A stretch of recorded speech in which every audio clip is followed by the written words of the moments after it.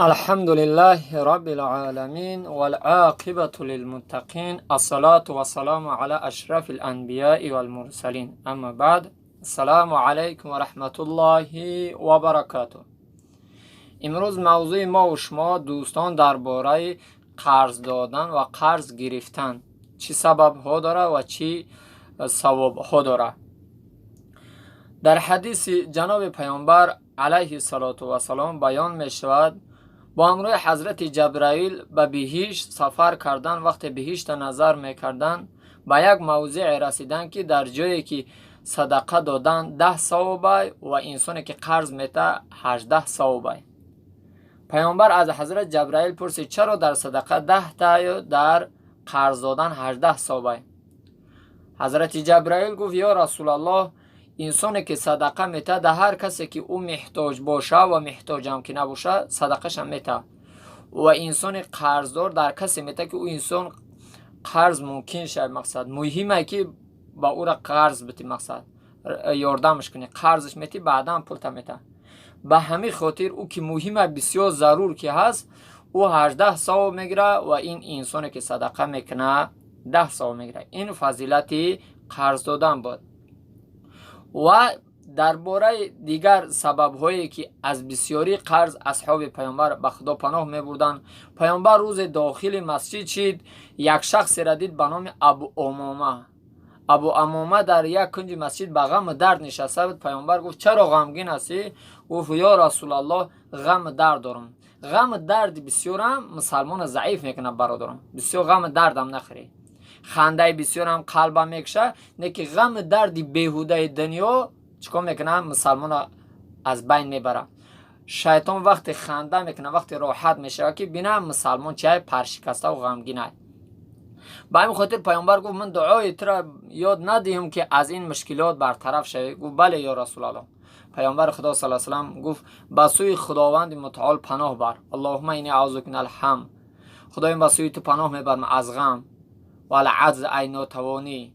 خدایا من به سوی تو پناه میبرم از ناتوانی و کسل تنبلی. و اعوذ بک، خدایا با من به سوی تو پناه میبرم از چی؟ منال جبن. جبن گفته بزدلی را میگن.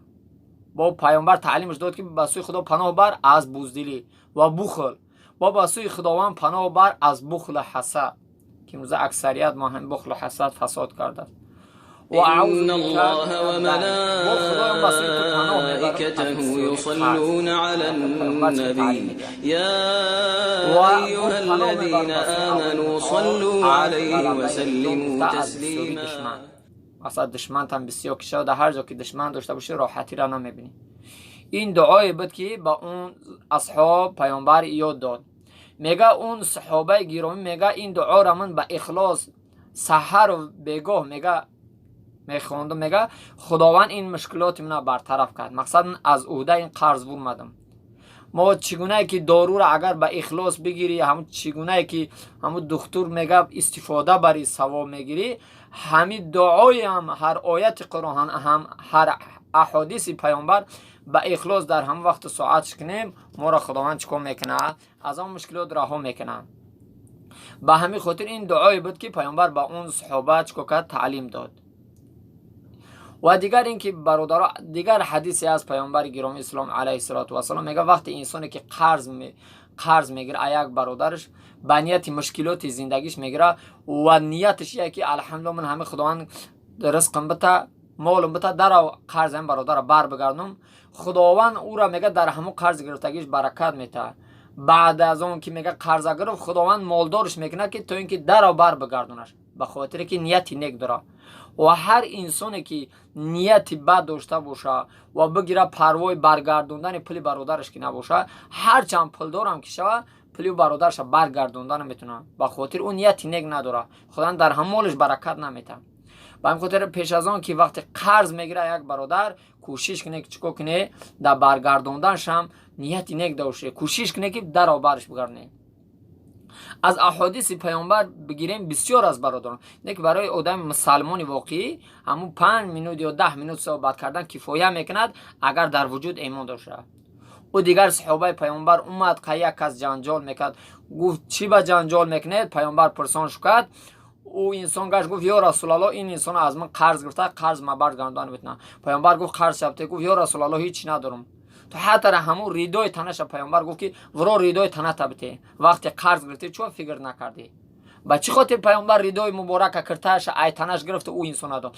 به خاطر که امتش من بعد خیانتکار نشوه، دروغگو شیطان نشوه. امروز امت او قرض میگیره، او بیچاره که قرض داده سالها میده و ماهها میده و مجبور میشه که غیبت کنه، مجبور میشه که حقارت کنه، مجبور میشه که در بین جنگ و جنجال بشه. به خاطر مسلمان واقعی کسی است که وقتی قرض گرفت در حال به مثل مسلمان چیکار میکنه؟ قرض بر میکنه. بهترین مسلمان همونی که به طریق آسان قرض میده و با آسانی و برادرش بر میگردونه. مسلمان این نیست که تو قرض از یک برادر بگیری او را خیانت کنی. به این خاطر هر کجا که باشه این صحبت همچه یک برادر با زندگی خود بگیره و کوشش کنه که هر جا که قرض گرفته به درگاه خدا دعا کنه که الله شما را